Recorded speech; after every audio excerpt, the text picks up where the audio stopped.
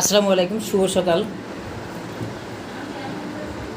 আসলে লাইভটা কি দিয়ে শুরু করব তাই ভাবছি না।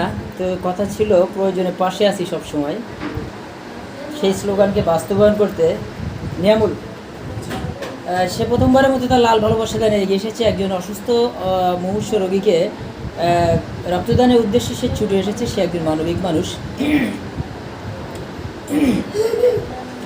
ক্ষুদ্র ডিঙি বাঁচায় জাহাজ অসীম দরিয়ার মাঝে।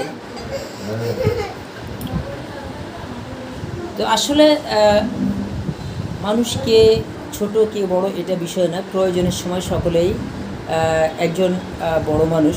তো আমরা সকলের জন্যই আমরা কথা দিয়েছিলাম প্রয়োজনের পাশে আছি সবসময়। সেই হিসাবে প্রয়োজনের প্রিয়জন হয়ে দুঃসময়ে পাশে এসে হাত বাড়িয়ে দিয়েছে আমাদের প্রিয় ছোটো ভাই। সকলে তার জন্য প্রাণ খুলে দোয়া করব। আসলে রক্ত দিলে হয় না ক্ষতি, জাগ্রত হয় মানব অনুভূতি। আর সেই অনুভূতির জায়গা থেকেই এই প্রিয় ছোটো ভাই ছুটে এসেছে। তো অনেকের কাছে রক্ত চাইলে একটু এক্সকিউজ করেন। তো আসলে রক্ত দিলে কোনো ক্ষতি হয় কিনা বা খারাপ লাগে কিনা, যেহেতু সে প্রথমবারের মতো রক্ত দিচ্ছে, আমি একটু তার কাছ থেকে তার অনুভূতিটা জানতে চাই। এর আগে তো রক্ত দেওয়ার অভিজ্ঞতা নেই, আজকেই প্রথম। তো কেমন লাগছে? আলহামদুলিল্লাহ ভালো লাগছে, কারণ একজন রোগীকে যেহেতু আমি রক্ত দিচ্ছি, আমার কাছে খুব ভালো লাগতেছে। আমার বিনিময়ে যদি তার জীবন বাঁচে, আমরা এতেই খুশি। আচ্ছা, আগামীতে কি আরও কোনো রোগীর জন্য রক্ত দেওয়ার ইচ্ছা আছে? ইনশাল্লাহ যতদিন বাঁচবো, যদি পারি, মানুষের সেবায় নিয়োজিত থাকিব।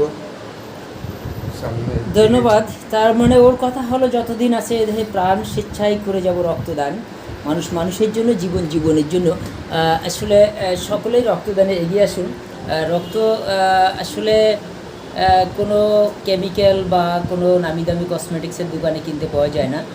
রক্ত মানুষের শরীরেই থাকে। আর আমাদের দেশে প্রতি বছর প্রায় 6 থেকে 7 লক্ষ ব্যাগ রক্তের প্রয়োজন হয়। তো এরকম দামাল ছেলেরা আছে বলেই আজ আমাদের সমাজে রক্তের অভাবে কোনো প্রাণ ঝরে যায় না। প্রিয় ভিউয়ার্স, সকলেই যার যার জায়গা থেকে শশা অবস্থানে থেকে মানবতার টানে মানবিক হয়ে মানবতার হাতটা বাড়িয়ে দিন। তাহলেই হয়তো এই রক্তের অভাবে কোনো মানুষ আর ঝরে যাবে না। তো আমরা কমিটমেন্ট করতে চাই, সকলেই যাদের বয়স 18 থেকে 50 শারীরিকভাবে সুস্থ আছি, সকলেই আমরা সবসময় রক্তদানে এগিয়ে আসবো, নিজে রক্ত দেবো এবং অন্যকেও রক্তদানে উৎসাহিত করব। একের রক্ত অন্যের প্রাণ। আর আসলে যে জিনিসটা না বললেই নয়, অনেক সময় রক্তের অভাবে অনেক রোগী মারা যায়।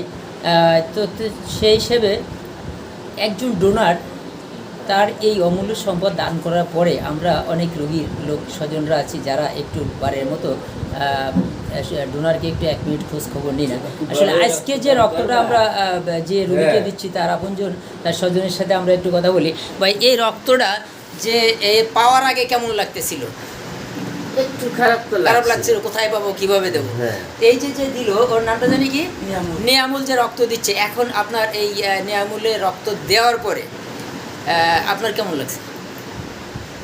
আলহামদুলিল্লাহ, খুবই ভালো লাগে। তার মানে এখানে আমাদের কিছু দায়বদ্ধতা, কিছু কর্তব্য তো অবশ্যই রয়েছে। যারা রক্ত দেবে তাদের কাছে আমরা একটু নিয়মিত খোঁজ খবর নিব, বা 1 মিনিট ফোন দিয়ে একটু হাই হ্যালো করবো, এই তো। আর আসলে এই রক্ত কিন্তু কোনো ফ্যাক্টরিতে তৈরি হওয়া বস্তু নয়, রক্ত মানব দেহেই থাকে। সকলের প্রতি আবারও উদাত্ত আহ্বান জানাই, সকলে রক্ত দিবেন এবং অন্যকেও রক্তদানে উৎসাহিত করবেন। মানুষের জন্য, জীবনের জন্য। Be with us, support human, support this community and be happy. আর আমি এই যে পলিথিনের ব্যাগে যেটা দেখাতে চাই, এটা কেবলমাত্র 1 ব্যাগ রক্ত নয়, এটা একটা তাজা প্রাণ। তো সকলে ভালো থাকবেন, সুস্থ থাকবেন। দেখা হবে আবারও কোনো এক ভিডিওতে। জয় হোক মানবতার।